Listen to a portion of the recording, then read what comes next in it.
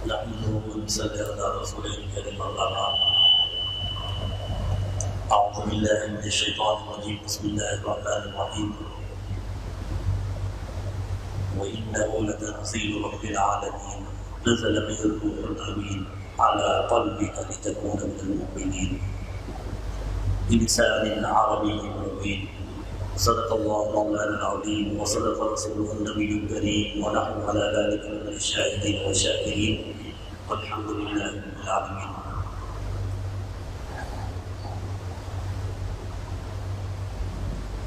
الحمدللہ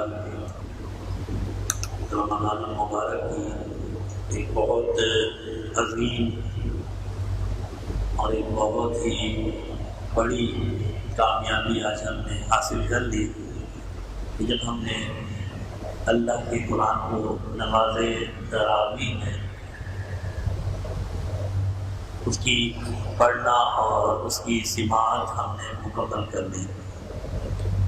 آپ تمام حضرات قابل مبارکباد ہے کہ اللہ نے آپ کو اور ہمیں یہ توفیق دی کہ ہم نے قرآن کریم کو تراویح کی صورت میں سنا اور پڑھا.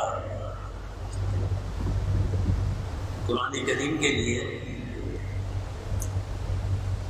میں پہلے بھی کئی مرتبہ کر چکا ہوں. قرآن کریم کے لیے صرف اتنا کہہ دینا کافی ہے کہ یہ اللہ کا کلام ہے. اس کے بعد پھر کیا ضرورت رہ جاتی ہے؟ قرآن کریم کی اگر آپ عظمت، اگر قرآن کریم کی عزت اور قرآن کریم کا تقدس دیکھنا ہے تو بس اتنا کہہ دینا کافی ہے کہ یہ تیرا رب کا کلام ہے. یہ تیرے رب کا کلام ہے جو اس نے احسان اور انعام کے طور پر تجھے عطا کر دیا، اور اس طرح سے عطا کیا کہ جس رات یہ کلام پاک نازل کیا گیا اسے لیلۃ القدر، اور جس نبی پر یہ نازل کیا گیا اسے خاتم النبیین اور رحمت للعالمین، اور جس امت پر یہ نازل کیا گیا اسے اللہ نے تمام امتوں سے فضیلت دے دی. اگر یہی اصول ہم زندگی میں لائیں پھر امت میں سے وہ افراد جنہوں نے قرآن کریم کو پڑھا، جنہوں نے قرآن کریم کو سمجھا، جنہوں نے قرآن کریم کے ساتھ اپنی زندگی وابستہ کر لی، پھر وہ اس امت کے سب سے افضل ترین لوگ ہیں. خیرکم من تعلم القرآن وعلمہ. پیارے محبوب صلی اللہ علیہ وسلم فرماتے ہیں سب سے بہترین جماعت تم میں سے ان لوگوں کی ہے جو قرآن کریم کو پڑھتے ہیں اور دوسروں کو پڑھاتے ہیں. کیوں؟ کہ انہوں نے اپنی زندگی اللہ کے کلام سے وابستہ کر لی، اور جو چیز اس کلام سے وابستہ ہو گئی پھر دنیا میں بھی وہ قابل احترام ہے اور آخرت میں بھی وہ قابل احترام ہے. یہ ایسا کلام ہے، یہ ایسا اللہ کا کلام ہے کہ جس نے اس کا دامن تھام دیا پھر وہ دنیا میں بھی کامیاب اور کامران ہے اور آخرت بھی اسی کی ہے. ایک صحابی فرماتے ہیں کہ جناب نبی کریم صلی اللہ علیہ وسلم نے غالباً انہی کی طرف منسوب کیا کہ آپ نے فرمایا اللہ کا قرآن آسمان سے لٹکائی گئی رسی ہے، یہ آسمان سے لٹکائی ہوئی رسی ہے، جس نے اس رسی کو تھام لیا وہ فلاح اور کامیابی پا گیا. جب یہ دنیا اور یہ سب چیزیں اب ایک آدمی کنویں میں گر جائے، اب کنویں میں گرنے والا رسی تھامے تو باہر ہے، اسی طرح دنیا میں زندگی گزارنے والا اگر آخرت کی کامیابی چاہتا ہے تو پھر اسے اس رسی کو تھامنا چاہیے، قرآن کریم کو تھامنا چاہیے. اللہ نے اسے یہ معجزہ عطا کیا قرآن کریم کو کہ آپ مجھ سے زیادہ آپ نے دنیا دیکھی ہے، مجھ سے زیادہ معلومات رکھتے ہیں. دنیا کی کوئی کتاب ایسی نہیں ہے جسے اس طرح سے زبانی پڑھا جاتا ہو کہ پڑھنے والے کو یہ بھی پتا ہو کہ مجھے یہاں پر وقف کرنا ہے اور یہاں پر نہیں کرنا ہے، یہاں پر رکنا ہے اور یہاں پر نہیں رکنا. ایسا کوئی کتاب دنیا کی نہیں ہو سکتی جس کا پڑھنے والا اس زبان کو جانتا ہی نہیں ہے۔ اتنا سا بچہ ہے وہ عربی کی الف بے بھی اسے نہیں آتی، عربی میں یہ بھی نہیں معلوم کہ تیرا نام کیا ہے، اس کی عربی کیا ہے۔ ابھی ہمارے بیٹھے ہوں گے، کسی کو میں کھڑا کر دوں بھائی عربی ایک لفظ نہیں آتا، لیکن عربی میں نازل ہونے والا یہ قرآن، اس کا ایک ایک حرف اسے زبان یاد ہے اور اس طرح پڑھ رہا ہے جس طرح وہ اسے سمجھ رہا ہے۔ یہ کیا ہے؟ اللہ کا معجزہ۔ یہ کیا ہے؟ اس قرآن کا معجزہ کہ 1400 سال گزرنے کے باوجود بھی اللہ نے اسے اتنا محفوظ کر دیا کہ ایک آیت دو آیت تو بڑی چیز ہے، ایک حرف، اس حرف کی ایک حرکت بھی تبدیل نہیں ہوئی، اتنا محفوظ کر دیا کہ آپ قرآن اٹھا کے دیکھیں، کہیں کہیں آپ کو نظر آئے گا وقف النبی صلی اللہ علیہ وسلم، یہ وہ لفظ ہے جس پر جناب نبی کریم صلی اللہ علیہ وسلم خاموش ہو گئے، یہ بھی محفوظ ہے۔ کہیں آپ کو نظر آئے گا وقف غفران، یہ وہ جگہ ہے جہاں پیارے محبوب نے کہا اللہم اغفر لی۔ یہ اتنی حفاظت کیوں؟ کیونکہ یہ بادشاہوں کے بادشاہ کا کلام ہے، یہ خالق کائنات کا کلام ہے، جو اس سے وابستہ ہوا پھر دنیا بھی اس کی اور آخرت بھی اس کی۔ بچپن میں آپ نے بھی کہانی پڑھی ہوگی اور ہم نے بھی بہت کہانیاں پڑھی اور سنی، وہ چھوٹے چھوٹے بچوں میں وہ جن اور بھوت اور دیو کی کہانی ہوا کرتی تھی، پتہ نہیں آپ کو یاد ہے کہ نہیں، جس میں ہمیشہ یہ ہوتا تھا کہ فلاں جن کی جان فلاں طوطے میں ہے، اس طوطے کو مارنا تو وہ خود بھی مر جائے، خود بھی مر جائے، اسی طرح ہوتا تھا۔ آج مسلمان کی کامیابی قرآن میں ہے۔ آج ہم یا آپ یا دنیا میں کوئی بھی مسلمان پریشان کیوں ہے؟ آپ اور میں پریشان کیوں ہیں؟ اس لیے کہ جو ہمارا کام تھا وہ ہم نے پورا نہیں کیا۔ ہمارا کام تھا قرآن کو تھام لینا، قرآن کو مضبوطی سے پکڑ لینا، قرآن کو پڑھنا۔ ہم میں سے کتنے جو پڑھ سکتے ہوں گے؟ ہم نے تو کامیابی کے معیار ہی بدل دیا نا۔ ہم میں سے کتنے ہیں جو قرآن کریم پڑھ سکتے ہوں گے؟ جب جناب نبی کریم صلی اللہ علیہ وسلم کا زمانہ تھا تو تاجر کیا، مزدور کیا، چوکیدار کیا، کسی بھی شعبے سے تعلق رکھنے والا صحابی قرآن کو فر پڑھتا تھا، قرآن نہیں اٹکتا۔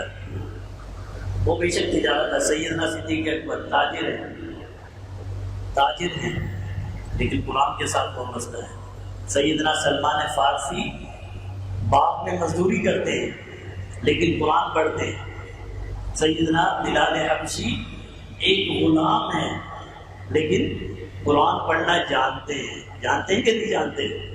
سلمان فارسی فارس سے آئے، بلال حبشہ سے آئے، لوگ نہ جانے کہاں سے آئے، اور اس قرآن کو پھر انہوں نے پڑھا، سنا اور سیکھا اور پھر اس پر عمل کیا، تو ان کی زندگی ایسی زندگی بن گئی کہ آج بھی میں اور آپ اگر مثال دیتے ہیں تو پھر ہمیں کہنا پڑتا ہے سیدنا ابو بکر صدیق رضی اللہ تعالی عنہ، اللہ ان سے راضی ہوا۔ اللہ نے قرآن میں اعلان کیا یہ وہ لوگ ہیں جن سے میں راضی ہو گیا۔ تو قرآن کو پڑھنے والا اور قرآن کو سمجھنے والا اور پھر سب سے بڑھ کر قرآن پر عمل کرنے والا دنیا اور آخرت میں کہیں ناکام نہیں ہو سکتا۔ کیوں؟ کہ اس نے اپنی زندگی ایسے کلام سے وابستہ کر لی جسے اللہ نے صرف اس کے لیے نہیں پوری دنیا کی فلاح اور کامیابی کے لیے بھیجا ہے، جسے اللہ نے صرف اس کے لیے نہیں بلکہ پوری دنیا کی فلاح اور کامیابی کے لیے بھیجا ہے۔ جو مسلمان لا الہ الا اللہ محمد رسول اللہ یہ کلمہ پڑھتا ہے، اس سے اگر میں پوچھوں کہ بھائی تجھے دنیا میں سب سے زیادہ کیا چیز محبوب ہے، کیا چاہتا ہے؟ تو کہے گا کہ اللہ کی رضا اور اللہ کی رحمت چاہتا ہوں۔ یہ کیا ہوگا کہ کوئی اور چیز نعوذ باللہ۔ ٹھیک ہے، ہم دنیا کے پیچھے بھاگتے بھی ہیں، دنیا کماتے بھی ہیں، دنیا کے لیے اوپر نیچے بھی بہت سے معاملات کرتے تھے، جھوٹ بھی بولتے ہیں، بددیانتی بھی کرتے ہیں۔ اگر کوئی آدمی اللہ معاف فرمائے رشوت لے کر بھی بیٹھا ہو نا، اگر وہ مسلمان ہو اور آپ اس سے کہیں بھی کیا چاہتا ہے تو کہے گا اللہ کی رضا چاہتا ہوں۔ اتنی بڑی چیز ہے، اللہ کی رحمتیں چاہتا ہوں۔ اللہ کی رحمت اس قرآن سے وابستہ ہے۔ ایک بہت بڑے بزرگ گزرے، سیدنا لیث، حضرت لیث رحمہ اللہ، بڑے بزرگ تھے۔ وہ فرماتے ہیں جب اللہ کی رحمتیں آسمان سے نازل ہوتی ہیں تو میں نے خود دیکھا، اللہ دکھاتے ہیں نیک لوگوں کو، ہم تو اور آپ تو نہیں دیکھ سکتے نا، ہماری آنکھیں اندھی ہیں، کشف ہوتا ہے بزرگوں کو، اللہ دکھاتے ہیں۔ فرماتے ہیں جب اللہ کی رحمتیں آسمان سے نازل ہوتی ہیں تو اتنی تیزی سے قرآن پڑھنے والے پر نازل ہوتی ہیں کہ کائنات کی کوئی چیز اتنی تیزی نہیں دکھا سکتی۔ اگر میں اپنی زبان میں کہوں F16 بھی اتنا تیز نہیں اڑ سکتا جتنا اللہ کی رحمتیں قرآن پڑھنے والے پر نازل ہوتی ہیں۔ رحمت چاہیے تو قرآن پڑھے، رحمت چاہیے قرآن پڑھے، اللہ کی رضا چاہیے قرآن پڑھے، اور تو اور دنیا میں اگر رزق چاہیے تو بھی قرآن پڑھے۔ اب میں اور آپ پتہ نہیں کہاں کہاں بھاگے پھرتے ہیں بیچارے، مارے کبھی اس کے پیچھے کبھی اس کے پیچھے۔ سیدنا میں نے آپ کو کئی مرتبہ سنایا، عبداللہ بن مسعود رضی اللہ تعالیٰ عنہ، اسے امت کا سب سے بڑا عالم سمجھا اور کہا جاتا ہے، اس سے بڑا قرآن کا مفسر نہیں آیا، پیارے محبوب کے ساتھی ہیں اور آپ کا تکیہ اور آپ کی مسواک اتنے بڑے خادم ہیں کہ ان کو کہا جاتا تھا صاحب وسادۃ رسول اللہ، پیارے محبوب کا تکیہ سنبھالنے والا۔ اب اس سے زیادہ قریب کوئی ہو سکتا ہے جس کے پاس پیارے محبوب کا تکیہ ہو؟ عبداللہ بن مسعود کی 3 یا 4 بیٹیاں تھیں، وفات کا وقت قریب آیا، ساتھی صحابی آ کر کہنے لگے اے عبداللہ بن مسعود، بچیوں کا کیا ہوگا؟ بچیوں کے لیے کیا؟ اتنے مالدار نہیں تھے، ہمارا تو پہلا سوال یہی ہوتا ہے نا، اب اس کے بچوں کا کیا ہوگا؟ اب اس کے بچوں چھوٹے چھوٹے بچے کیا ہوگا؟ کیا عبداللہ مسعود بچیوں کا کیا ہوگا؟ فرمانے لگے مجھے فکر نہیں ہے، بچیوں کے رزق کی، بچیوں کی زندگی کی مجھے فکر نہیں ہے۔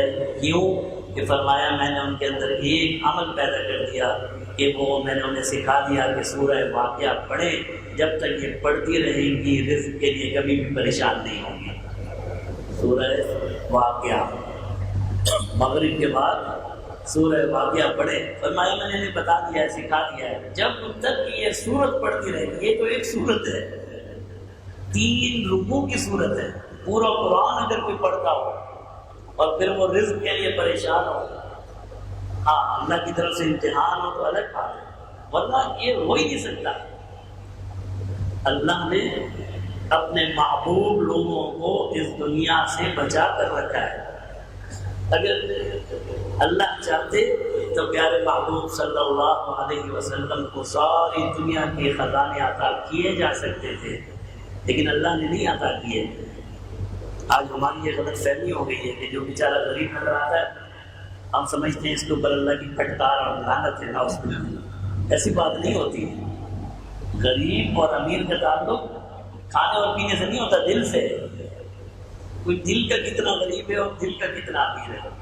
دل کا امیر بھی میں آپ کو دکھاؤں،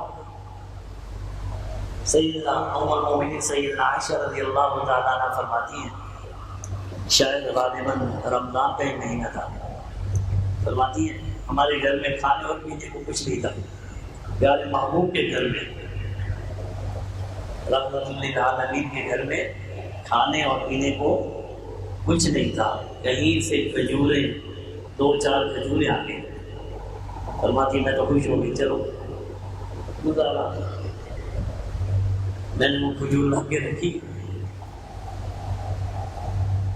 اور افطاری کا وقت ہے، غالباً یا کھانے کے لیے پیارے محبوب بیٹھنے لگے تو دروازے پر ایک فقیر آ گیا، دروازے پر ایک فقیر آ گیا۔ پیارے محبوب نے وہ پیالی اٹھائی، فرمایا دے آؤ۔ یہ ہوتا ہے دل کا امیر۔ یہ ہم نے جو غریب اور امیر کا تصور قائم کر لیا، یہ غریب امیر نہیں ہوتے، غریب اور امیر ہوتے ہیں دل سے۔ امیر یہ ہے کھانے کو کچھ نہیں ہے، لیکن دروازے پر جب فقیر آئے تو وہ خالی ہاتھ نہ جائے۔ پیارے محبوب صلی اللہ علیہ وسلم نے اٹھا کر دے دیا، بولا لے جائے، اس کو دے دو۔ تو اللہ نے اپنے نیک بندوں کے لیے مالدار بھی بڑے بڑے نیک ہوئے ہیں۔ میں یہ نہیں کہہ رہا نعوذ باللہ جو مالدار ہو گیا تو وہ اللہ کی رحمت سے دور ہو گیا۔ میں آپ کو یہ بتا رہا ہوں، مالداری یا غربت کا تعلق اللہ کی رضا، اللہ کے قرب سے نہیں ہے۔ بہت بڑے بڑے مالدار بھی اللہ کے قریب ہوئے اور بہت بڑے بڑے غریب بھی اللہ کے قریب ہیں۔ پیارے محبوب صلی اللہ علیہ وسلم کو جب یہ دنیا نہیں ملی، اللہ سب کچھ دے سکتے تھے، جب انہیں نہیں دیا تو آج بھی ہماری زندگی کا معیار یہ نہیں ہو سکتا۔ آپ قرآن اس لیے نہ پڑھیں، اللہ معاف فرمائے کہ جی میں دنیا میں مالدار ہو جاؤں۔ ہوئے ہیں لوگ، قرآن پڑھنے سے رزق فراخ ہوتا ہے، کشادہ ہوتا ہے، آپ کی پریشانیاں دور ہوتی ہیں، آپ کی مشکلات آسان ہوتی ہیں۔ کیوں آسان ہوتی ہیں؟ اس لیے کہ جب آپ نے مشکل دینے والے کا کلام سیکھ لیا اور پڑھا، پھر آپ کے گھر میں مشکل آئے گی کہاں سے؟ مشکل اور آسانی کے فیصلے تو اس کے، میرے اور آپ کے تو نہیں ہیں، فیصلے تو اس ذات نے کرنے ہیں۔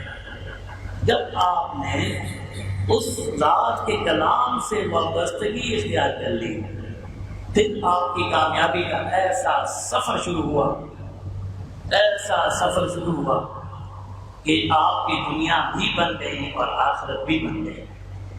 دنیا کیسے بنی بھائی؟ دنیا ایسے بنی کہ جناب نبی کریم صلی اللہ علیہ وسلم فرماتے ہیں ایک ایک حرف پر 30 نیکیاں ہیں، ایک ایک حرف پڑھنے پر 30 نیکیاں ہیں۔ اور فرمایا میں یہ نہیں کہتا کہ الف لام میم یہ ایک حرف ہے، الف ایک حرف ہے، لام دوسرا ہے، میم تیسرا ہے، تو الف لام میم پر 90 نیکیاں، یہ تو کم سے کم مقدار ہے۔ جب آپ قرآن پڑھتے چلے جاتے ہیں تو آپ کی نیکیاں بڑھتی چلی جاتی ہیں، آپ کے اندر تقویٰ اور طہارت آتا آپ کو نہیں نظر آ رہا ہوتا، لیکن آپ کا دل پاک اور صاف ہونے لگتا ہے، آپ کے دل میں ایک عجیب مسرت پیدا ہونے لگتی ہے، ایک عجیب قسم کا ولولہ اور فرحت آتی ہے۔ میں نے اپنے ایک مرتبہ دیکھا ہے، اپنے چھوٹے چھوٹے بچوں کو دیکھا ہے کہ وہ قرآن ایسا پڑھتے ہیں، ایسا لگتا ہے کہ وہ خوش ہو رہے ہیں پڑھ کے، سمجھ نہیں رہے ہوتے کہ کیا کر رہے ہیں، لیکن ایسے ولولے اور جذبے سے پڑھتے ہیں۔ کیوں؟ یہ دل کا اطمینان ظاہر ہوتا ہے اس کی زبان سے۔ اب ہم نے ان دو حضرات کو دیکھا کیسے پڑھ رہے تھے، کبھی کبھی تو مجھے رشک آتا ہے کہ یہ کیسے پڑھ سکتے، میں کیوں نہیں پڑھ سکتا ایسے، یا ہم کیوں نہیں پڑھ سکتے ایسے؟ کیوں؟ اس لیے کہ اللہ نے ان کی زبان پر اس کلام کو ایسا جاری کر دیا کہ جب یہ پڑھتے ہیں تو ان کا دل خوش ہوتا ہے، اندر سے ایک چیز نکلتی ہے۔ تو جب آپ نے قرآن پڑھنا شروع کیا، آپ کی نیکیوں میں اضافہ ہونے لگا۔ جب تک آپ قرآن پڑھتے ہیں آپ گناہوں سے بچنے لگے، اور جو انسان گناہوں سے بچنے لگے اور اس کی نیکیوں میں اضافہ ہونے لگے، پھر اس کے اثرات اس کی زندگی میں یوں آتے ہیں کہ پھر اللہ کی طرف سے سکون اور اطمینان اس پر نازل ہونے لگتا ہے۔ میں دیکھوں گا، آپ دیکھیں گے، وہ پریشان لگے گا، لیکن حقیقت میں پریشانی دل سے ہوتی ہے، دل سے پریشانی ہوتی ہے۔ ایک آدمی کو آپ نے سب کچھ دے دیا، دنیا کی ہر نعمت دے دی، لیکن اس کا دل مطمئن نہیں ہے، دل میں سکون نہیں ہے، کچھ بھی نہیں ہے اس کے پاس۔ آپ جاپان کے حالات پڑھتے ہوں گے، دیکھتے ہوں گے، بڑے بڑے مالدار خودکشی کر رہے ہیں، اجتماعی خودکشیاں ہو رہی ہیں، اللہ معاف فرمائے۔ ایک دفعہ میں نے اخبار میں پڑھا تھا، ایک فلیٹ میں بند ہو کے 16 افراد نے خودکشی کر لی۔ 16 افراد ایک ہی جگہ جمع ہو کر خودکشی کر گئے۔ کیوں؟ ان بیچاروں کو پتہ نہیں چل رہا کہ یہ سب کچھ ہونے کے باوجود میرے دل میں اطمینان کیوں نہیں ہے، سکون کیوں نہیں ہے۔ اور ایک ہمارا غریب مسکین بیچارہ جس کے پاس کچھ نہیں ہے، لیکن اللہ نے جب قرآن دیا ہے، ایسا اطمینان اور ایسی سکون اس کی زندگی میں ہے کہ آپ کہیں گے کہ بھائی یہ کیا ہے، یہ پاگل ہے کیا؟ کس بات پہ خوش ہوتا ہے؟ خوش اس بات پہ ہوتا ہے کہ اللہ نے اسے قرآن دیا ہے۔ تو اپنی زندگی کو اللہ کے کلام سے وابستہ کر لیجیے۔ بس میرا اور آپ کا کام صرف اتنا ہے کہ اپنی زندگی کو قرآن سے جوڑ لیں، باقی کام اس رب کا ہے جس نے اس قرآن کو نازل کیا۔ پھر آپ دیکھیے کیسا سکون، پھر آپ دیکھیے کیسا اطمینان، پھر آپ کو زندگی کا لطف آئے گا۔ جیسے ابھی ہمارے ساتھی پڑھ رہے تھے، زندگی کا لطف اس قرآن میں اللہ نے رکھا ہے۔ اس قرآن کے ساتھ وابستہ ہونے والا کوئی شخص ایسا نہیں ہے۔ پڑھنے والے تو دور کی بات ہے، سننے والے تو دور کی بات ہیں، سمجھنے والے تو دور کی بات ہیں، اس سے محبت کرنے والے بھی محروم نہیں رہتے۔ ایک بڑھیا کا واقعہ، پتہ نہیں سچا یا جھوٹا، لیکن میں صرف عبرت کے لیے بتاتا ہوں۔ یہ خاتون تھی،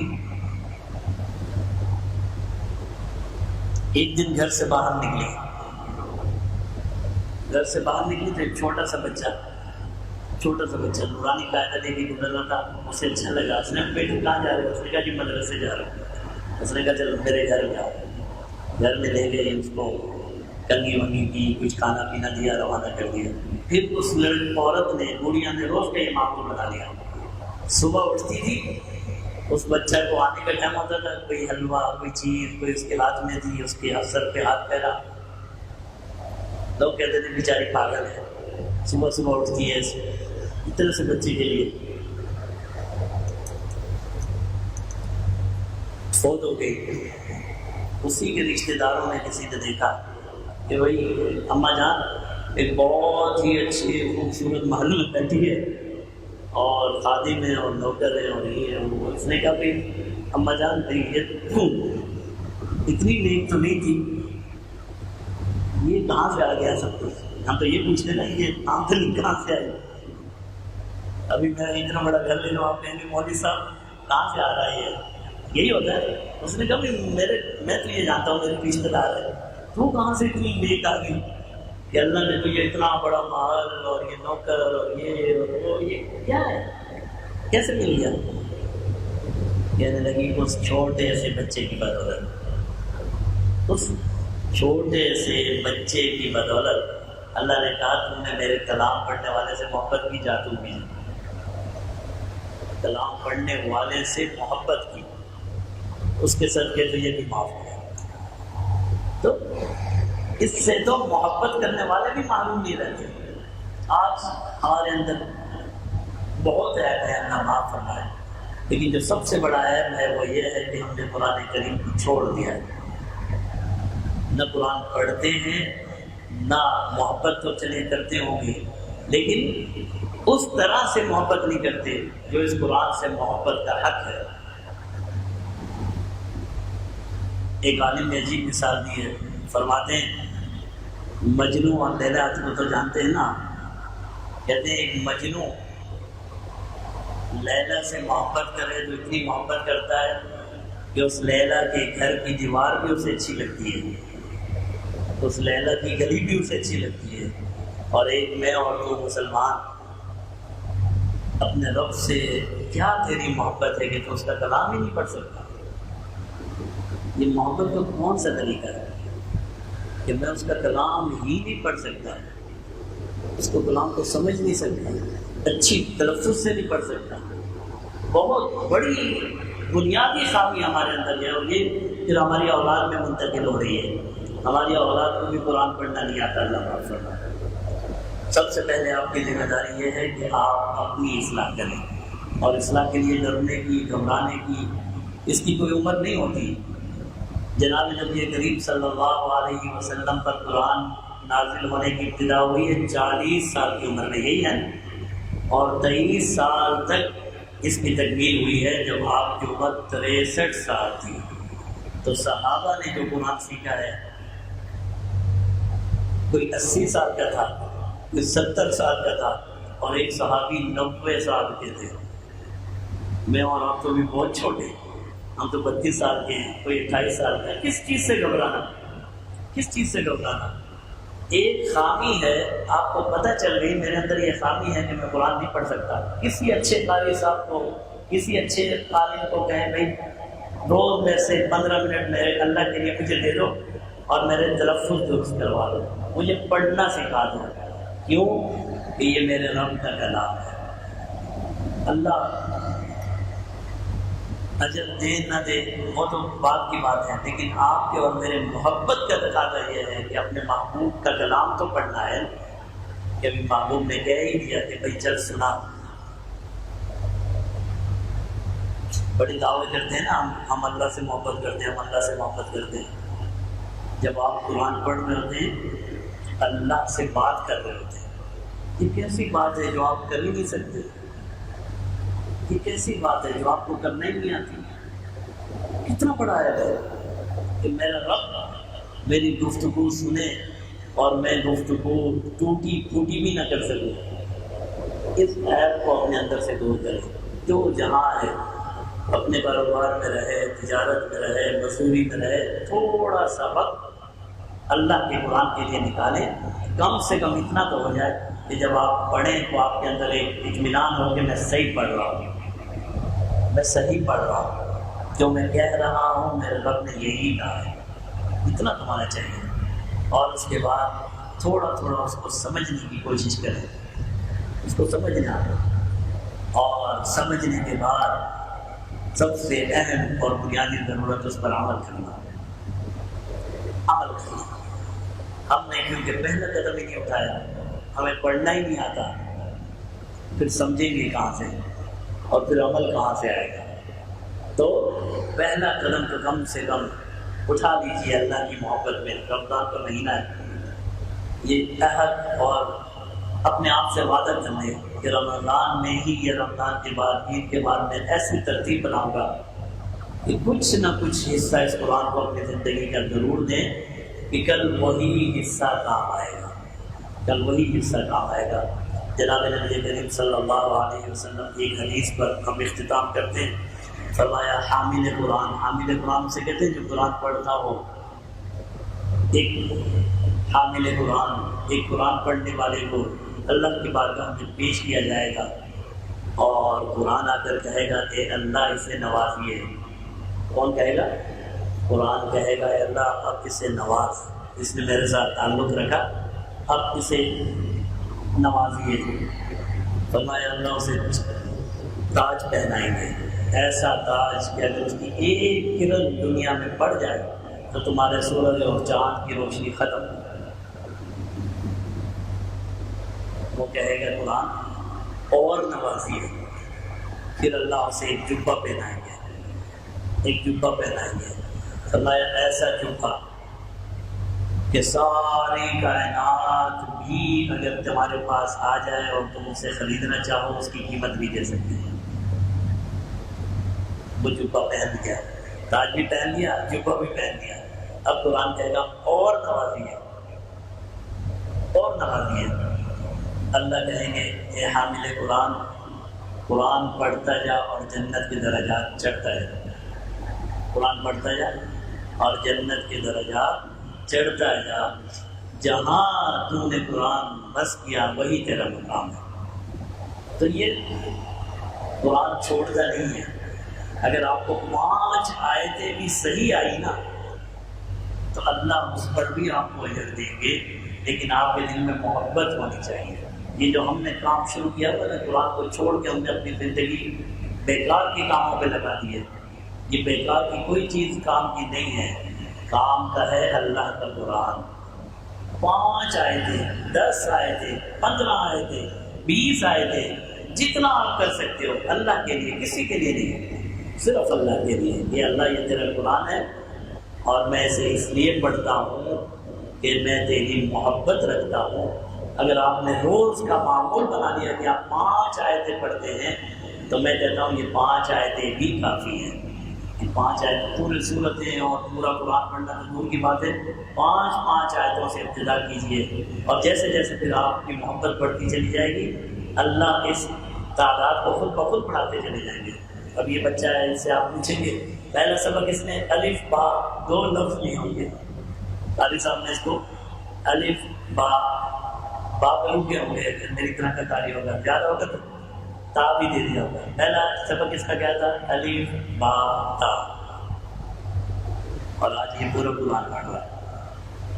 آج پورا قرآن سنایا ہے اس نے کہ نہیں سنایا ان دونوں نے؟